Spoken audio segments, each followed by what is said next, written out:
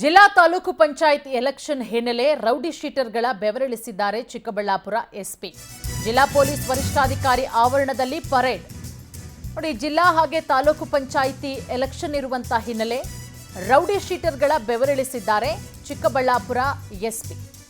ಜಿಲ್ಲಾ ಪೊಲೀಸ್ ವರಿಷ್ಠಾಧಿಕಾರಿ ಆವರಣದಲ್ಲಿ ಪರೇಡ್ ನಡೆಸಿರೋದು.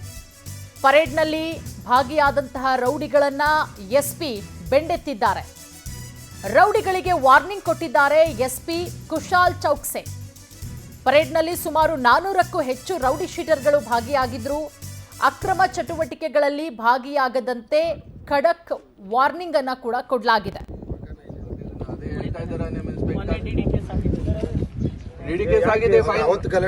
ಫೈನ್ ಕಟ್ಟಿದ್ದೀರಾ?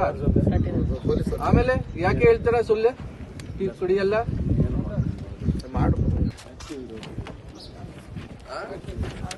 ಮತ್ತೆ ಏನಾದ್ರು ನಮ್ಗೆ ಸಿಗುತ್ತೇನಾ ಮಾಹಿತಿ? ಈ ತರ ನೀವು ಮಾಡ್ತಾ ಇದ್ದೀರಾ?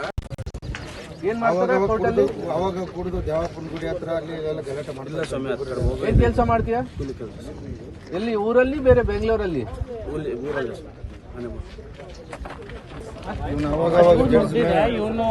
ಪ್ರಾಂಶುಪಾಲ್ ಅವ್ರ ಮೇಲೆ